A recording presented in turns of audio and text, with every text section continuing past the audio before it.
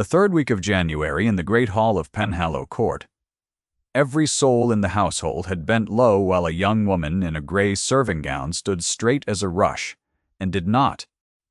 She could not have explained it aloud, even had she wished to. Selina Woad had not spoken a word in 19 years, not since the fever that took her voice when she was a child of 7, and the hall knew it. And the hall waited for the small slate she carried at her hip to come up with some humble apology written on it in chalk. The slate stayed at her hip. Her hand stayed folded. Her chin did not drop.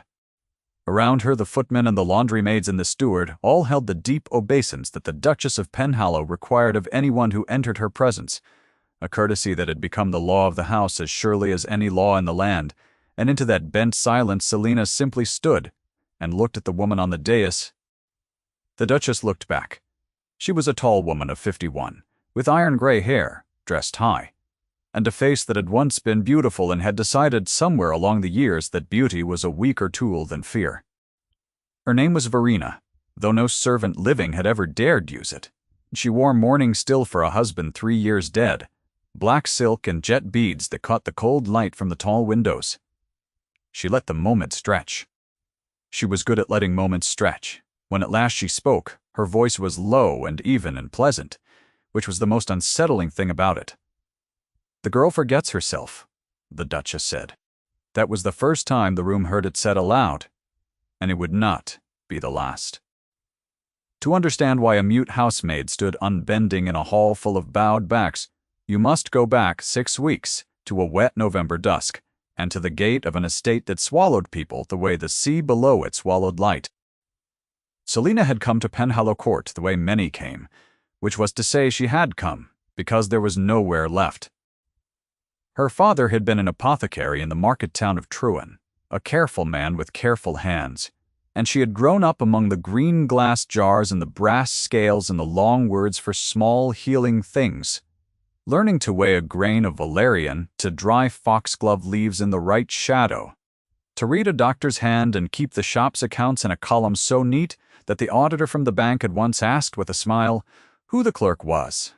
The clerk was Selina. She had learned to do all of it without a voice, because a voice had never been required to weigh a thing true, or to add a row of figures, or to hold a child's wrist and count the small, frightened drum of a pulse. When her father died of the same winter cough he had spent his life easing in others, the shop and its lease and its debts went to a cousin who wanted neither a mute girl nor her father's careful books, and Selina, 26 years old and entirely alone, took the only post a distant connection could find her. Housemaid, far west, at the great cold house on the cliff, where the Duchess of Penhallow did not like to be looked at directly. She had been warned about the house before she ever saw it. The carter who drove her the last miles told her not unkindly that the Duchess had buried 3 stewards and turned off 40 servants in 3 years, that the wages were good and the silence was the price, that a wise girl kept her eyes on the floor and her opinions in her apron pocket. He did not know he was telling a girl who had kept her opinions in her apron pocket her whole life. Selina had nodded, and watched the bare black thorn hedges go by, and felt the cold come up off the water, like something with intent. The house itself was beautiful and unloved.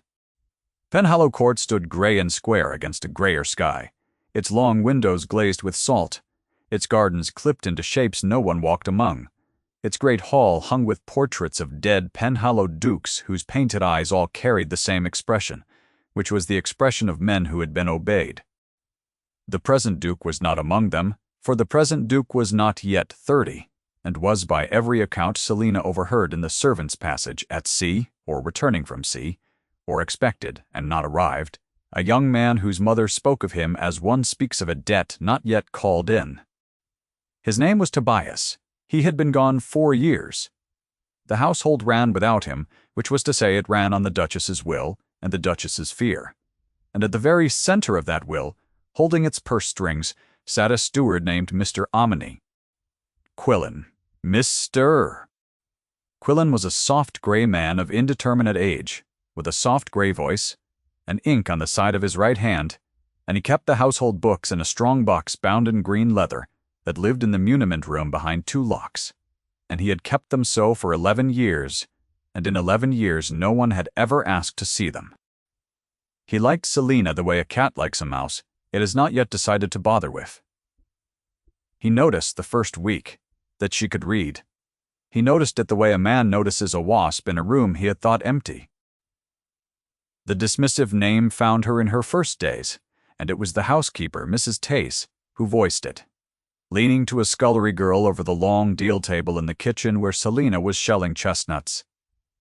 The dumb one, Mrs. T said, not whispering, because she did not think a voiceless girl had ears worth lowering one's own voice for. Pretty enough, and clean enough, but the dumb one will not last the quarter. They never do, the broken ones. Selina kept shelling. The chestnut split, clean under her thumb. She had heard worse, and from kinder mouths. And she had long ago decided that a name like that one told you everything about the speaker, and nothing at all about yourself. She made herself useful in the way the broken ones, who lasted, always did, which was to be where the work was before the work was named. She learned the house, its drafts and its damp corners, the back stair that the family never used, and the linen press that stuck in wet weather, the cold still room off the kitchen passage where the dried herbs of some long, dead Penhallow chatelaine still hung in dusty bundles from the beams forgotten. Selina found the still room in her second week and stood in its doorway with her chalk-marked hands and felt, for the first time since Truan, that she knew a room entirely, tansy, feverfew, a jar of dried elderflower gone to powder, a drawer of old apothecary's tools, a pestle, a scale with a cracked pan she could mend. No one had been in for years. No one minded her going in. It became, very quietly, hers. What she could not have known yet, mending her cracked scale, was that the careful eye she had brought from her father's shop, the eye that read a column of figures and knew when one of them lied, was the one thing in all of Penhallow Court that the Duchess of Penhallow could not afford to have under her roof. The first crack came over a candle account. It was December, and Selina had been set to help in the muniment room carrying coal and trimming lamps while Mr. Quillen worked his quarterly figures, because a mute girl who could not gossip was, in his soft grey reckoning, the safest possible witness to nothing. He did not trouble to hide his pages from her. Why would he? And Selina, kneeling at the grate, building the fire, found her eye drifting across the open ledger on the table, the way a swimmer's eye drifts to the horizon, by instinct, for orientation. And she saw the columns, and she read them, and something in her father's daughter went very still. The numbers did not add. Not by a wide margin, which would have been an error any clerk might own and correct. By a narrow, patient, consistent margin, the way numbers lie when a careful hand means them to. The household was charged for wax candles by the gross, more gross by far than a house with half its rooms shut could burn in a winter, and the surplus was carried out the far side of the page into a column marked only with initials, and the initials were not the Chandler's. Selina had balanced her father's book against the Chandler's bills 100 times. She knew what an honest candle account looked like. This was not one. She made no sign, because she could make none, and she wrote nothing, because she was not a fool. She finished the fire. She trimmed the lamps. She carried the coal scuttle out, and in the cold passage, she stood a moment with her back against the stone, and let her heart slow. She had stumbled into the thing the carter had been too wise to name. The wages were good and the silence was the price, and the silence was not merely about being looked at. The silence was about this. Mr. Quillen and the Duchess of Penhallow had been quietly bleeding the estate for 11 years, and the young Duke was at sea, and the dead Duke's eyes in the portraits watched it all and said nothing. And into that arrangement had walked a housemaid who could read a ledger the way most people read a face. That was the night the Duke came home. He came in the dark, in rain, with no warning sent ahead, which the household would later say was deliberate, and the household would be right.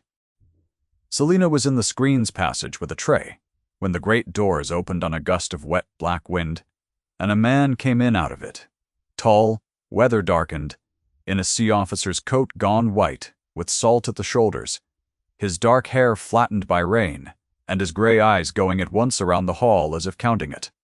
He was 29 and looked older. There was a long, pale scar through his left eyebrow, an old one, healed clean. The kind a rope or a splinter leaves at sea.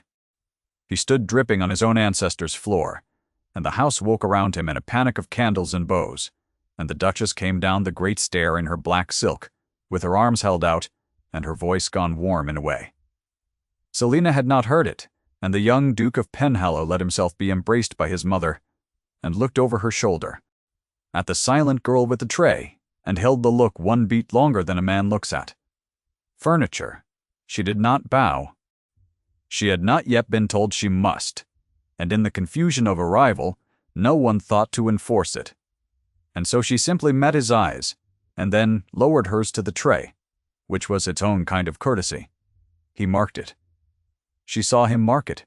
Then his mother was steering him toward the fire, and the moment closed, like water over a dropped stone.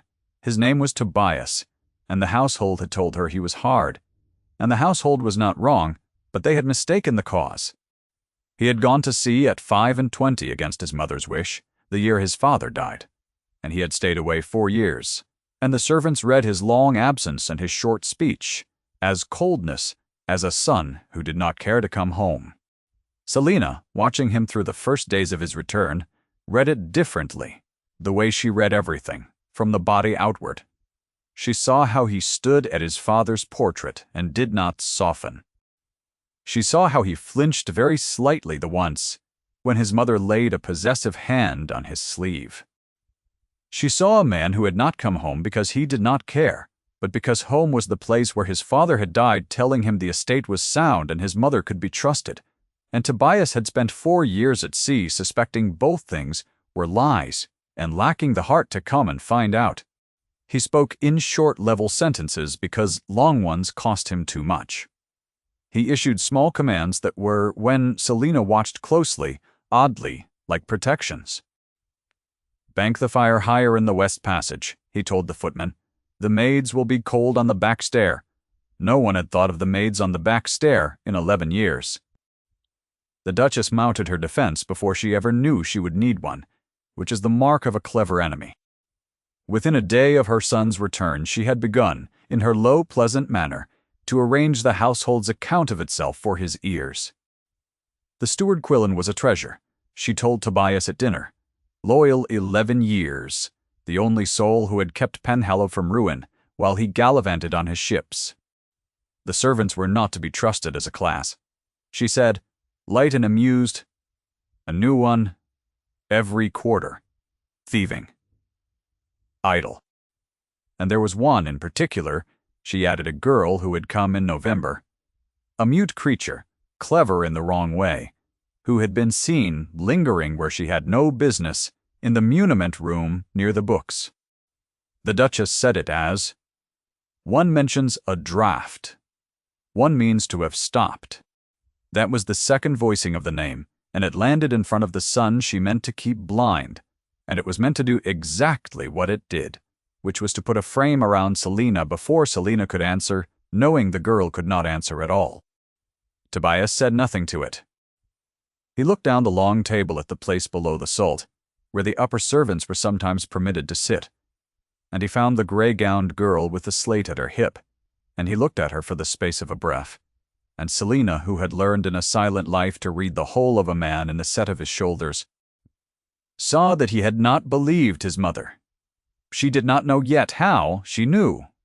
She only knew that the cold young duke had heard his mother name her a thief, and had filed it carefully on the wrong side of his own reckoning. If her father's voice had ever taught her one thing, it was this, and she carried it down the cold passages of Penhallow Court, like a coal in a closed hand. A figure does not care who looks at it. A figure is true or it is false, and it will tell you which, to anyone with the patience to ask. Stay a moment with that thought. The way the girl herself stayed with it, because everything that came after turned upon it. A mute maid in a hostile house had no voice, no rank, no witness, and no friend. But she had a column of numbers that lied, and she had her father's eye, and she had time. So she began, very quietly, to ask the numbers what they knew. She did it through the still room, which no one watched.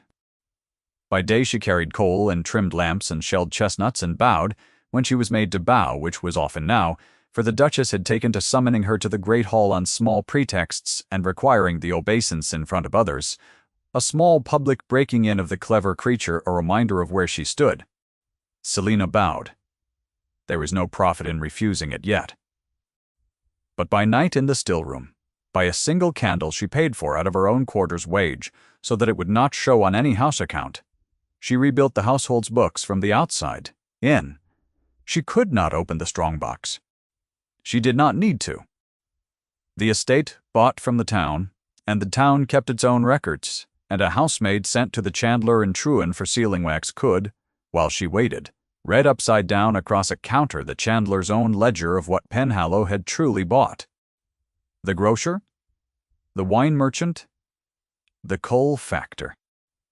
Over 3 weeks of errands run with downcast eyes, Selina assembled in her exact memory, and then on her own slate, wiped and copied to a scrap of paper hidden in the still room, the true outside record of what Penhallow Court had spent, against which the inside record's lies stood out like ink on snow. The candles were the smallest of it. There were wages paid to servants who had left 2 years before, names still drawing money into Quillen's initialed column. There was a roof repair charged 3 times. There was a tenancy on the home farm, vacant since the old Duke's death, still rendering rent that went nowhere a tenant could account for.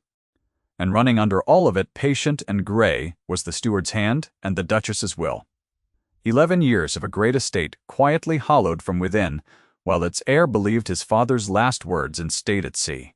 Selina sat in the cold still room with her single candle and her scrap of paper, and understood that she now held the thing that could free or destroy her, that she could not breathe a word of it to anyone, and that the only person in the house who might believe a mute girl's figures over a duchess's tears, silent man who had been taught for 4 years to doubt his own suspicion. Then a child fell ill, and the careful plan went off its course, and Selina chose, as her father would have chosen, the thing in front of her over the thing she was building. It was the undercook's boy, a child of 5, named Davy, who belonged to no one grand, and would have mattered to no ledger in the world. He took a fever in the 2nd week of January, and the village doctor was 4 hours off by the coast road, and the boy's mother wept in the kitchen passage, with the small hot body in her arms in the household, schooled in 11 years of keeping its eyes on the floor. Did nothing. Because doing something at Penhallow Court was how a servant got noticed, and being noticed was how a servant got turned off. Selina did not hesitate. She set down her tray. She took the boy's wrist and counted the pulse and laid the back of her hand against his throat and read the fever the way she read everything. And then she went to the still room, her still room, and she took down the feverfew she had cleaned and the elderflower she had saved from powder, and she made by the single candle the thing her father had made 100 times for the children of Truan, and she brought it back, and she showed the weeping mother by gesture how to give it a small spoon, then another at the turn of the glass, and she stayed, kneeling on the cold flags, her hand on the boy's wrist, counting, all the long night, while the fever climbed and crested and broke. By the gray morning the boy slept cool, and his mother kissed Selina's chalk-marked hands and could not stop, and the kitchen, which had watched, looked at the dumb one in a new way, and the dumb one packed her tools and went up the back stair to begin her day's work as if nothing had occurred.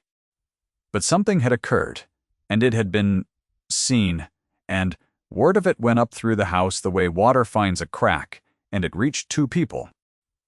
It reached the Duchess of Penhallow, who understood at once that the clever creature was now also a beloved one, which made her twice as dangerous and required she be removed twice as fast. And it reached the young Duke, who came down to the kitchen passage that same morning unheard of, a Duke below stairs, and found the undercook's boy sleeping, and asked, in his short, level way, what had been done.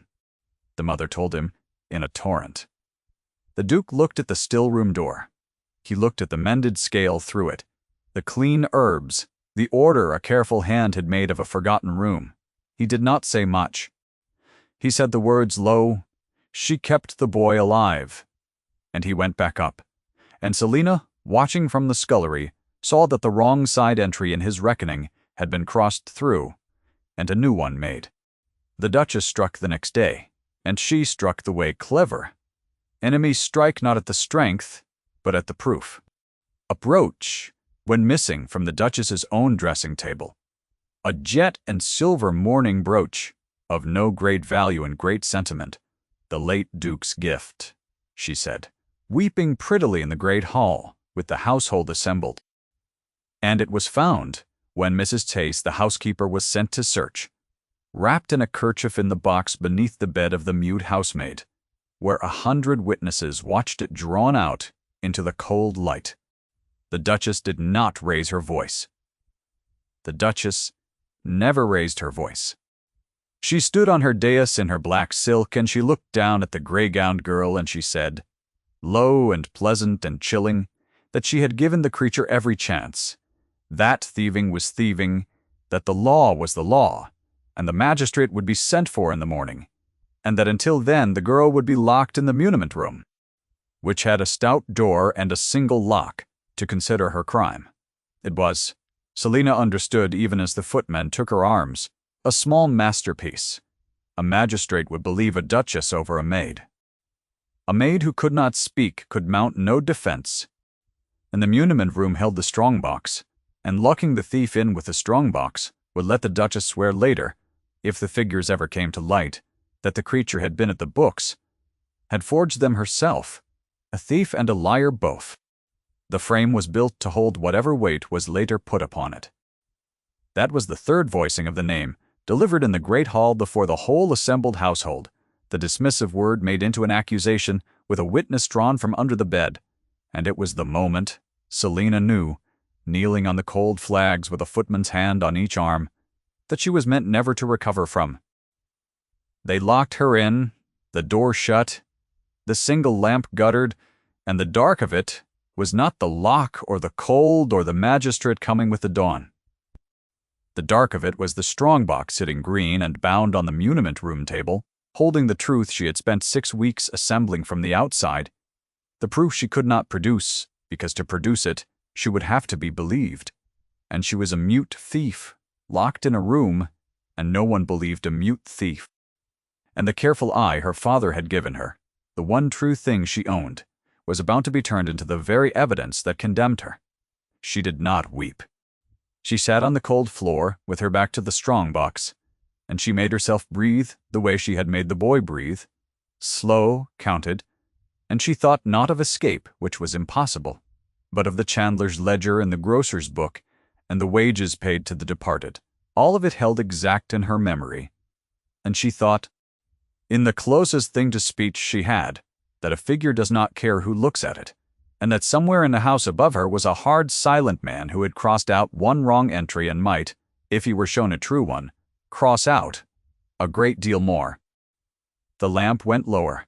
She took out the scrap of paper hidden in her bodice, the one she had carried since the still-room, the true outside accounting in her own neat hand, and she held it in the failing light, and she waited, because waiting was the one thing a silent life had taught her to do better than anyone in that house.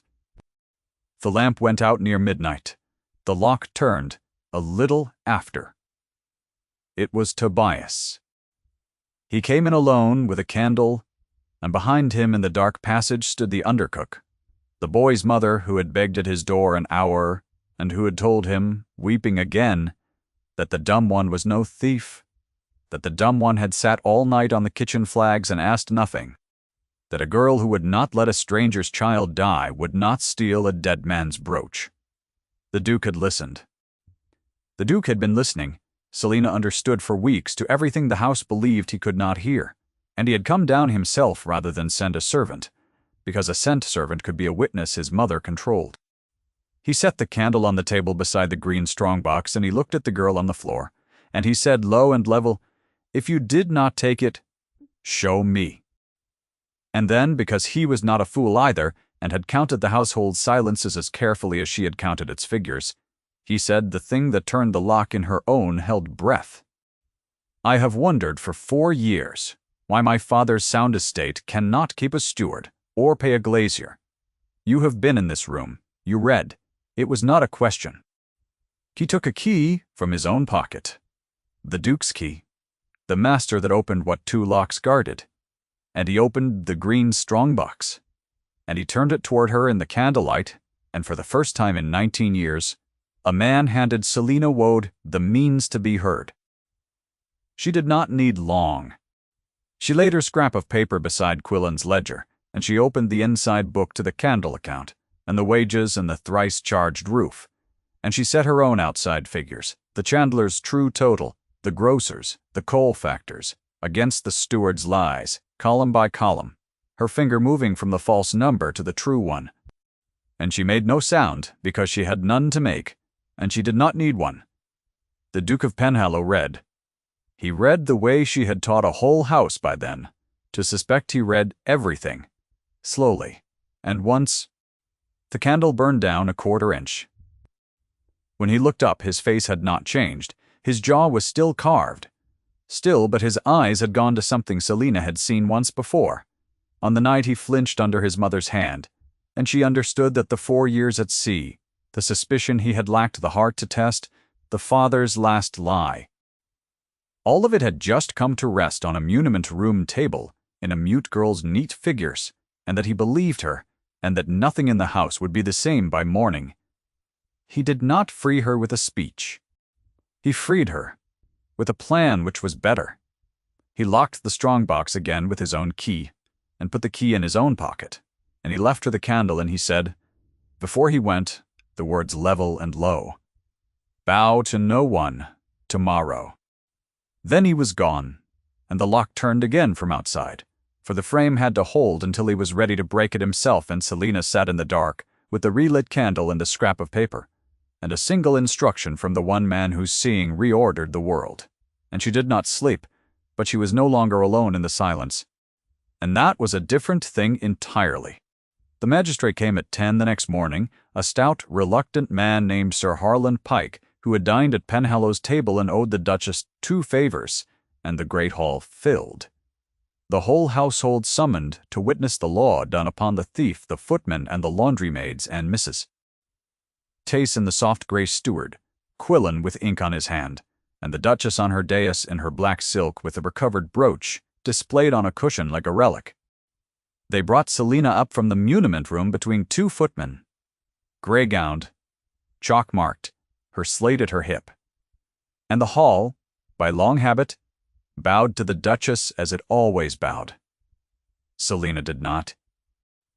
She walked to the center of the great hall under the painted eyes of the dead dukes, and she stood unbending in a hall of bent backs, exactly as she had on the day this winter began, and this time the whole house understood it, and the Duchess understood it, and the Duchess's low, pleasant voice said into the held silence, "The girl forgets herself," which was where she had begun, and which was the last time she would ever say it. Then the young Duke of Penhallow, who had been standing apart by the cold hearth in his sea-coat, crossed the hall. He crossed it slowly, and the bowed household straightened to watch.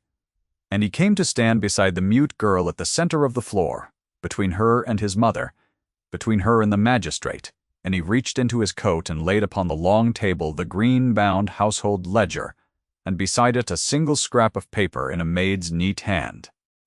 And beside that the chandler's bill, the grocer's book, the coal factor's receipt, all of which he had written to Trewin at first light, to gather under his own seal, so that the proof would come from the Duke and not the maid, and could not be called a servant's forgery. The hall went very still. Sir Harland Pike leaned forward despite himself, and the Duke of Penhallow looked at the magistrate, and then at his mother, on her dais. And he said the thing he had crossed a room to say, the only public declaration he would make. "This woman is no thief. She is right." He did not say more. He did not need to. And he did not humiliate his mother past the displacement her own overreach had earned, for he was not a cruel man and would not be made one, even by her.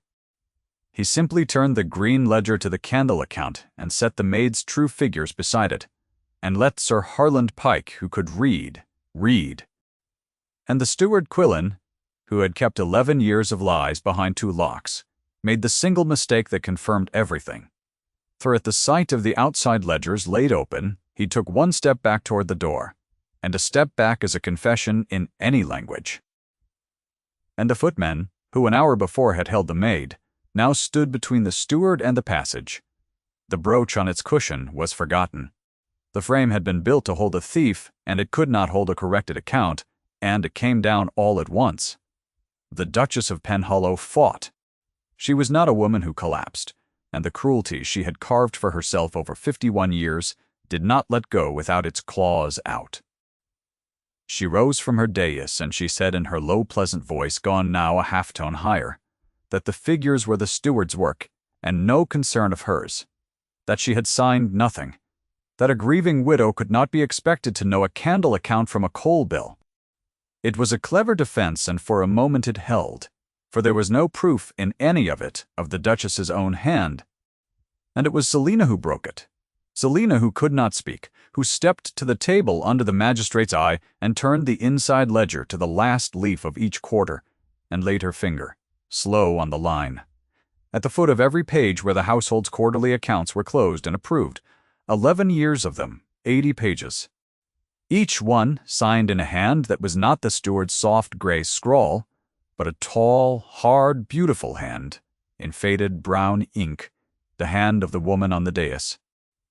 The Duchess had been too proud, across 11 years, to let a steward close her books without her own seal upon them, and her pride was now her signature upon every lie, and a mute girl had simply turned the page to where it lay.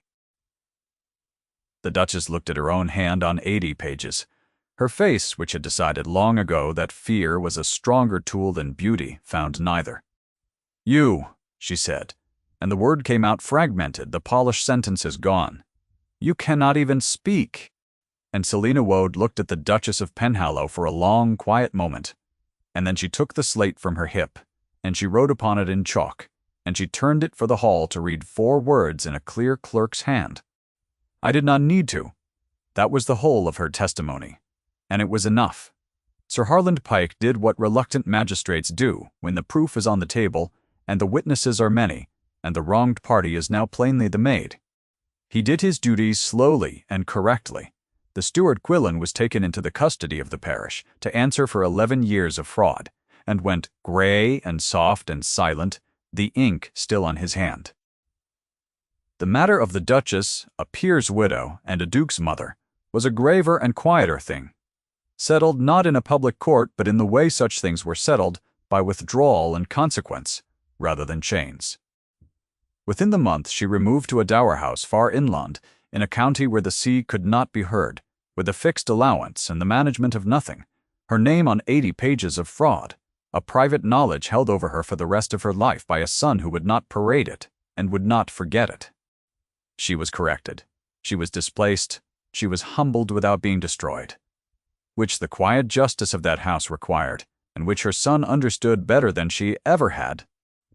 On the morning she left, she paused at the great doors, and she looked back once at the grey-gowned girl standing unbending in the hall, and something passed across the older woman's face that was not quite apology, and was past pretending, a recognition, late and cold, that the measures by which she had judged the whole world had never once been able to take the worth of the silent girl at all. Then the carriage took her inland, away from the sea, and Penhallow Court let out a breath it had held for 11 years. There remained the matter of the young duke and the mute maid, which the law could not settle, and which the house watched with held breath through the wet end of winter. He did not court her quickly, and he did not court her with words, which would have been the wrong currency between them. He courted her the way she read the world, from the body and the act outward. He had the still room set to rights and given to her by name, no longer a forgotten corner but the apothecary room of Penhallow Court, with new glass and a true scale and a standing order at the True-Inn druggist's in her charge, and he sent word through the village that the great house had a healer in it again, so that the undercook's boy was the first of many children who came up the cliff road in fever, and went home cool. He gave her the household books to keep, the real ones, kept honest now in her neat clerk's hand, and the irony of it sat warm between them, and was never spoken, that the house had tried to ruin her for a thief, and now trusted her with every penny it owned. He came to the still room in the long blue evenings and sat on the stool by the mended scale while she worked, and he talked, the short level sentences loosening over the weeks into longer ones.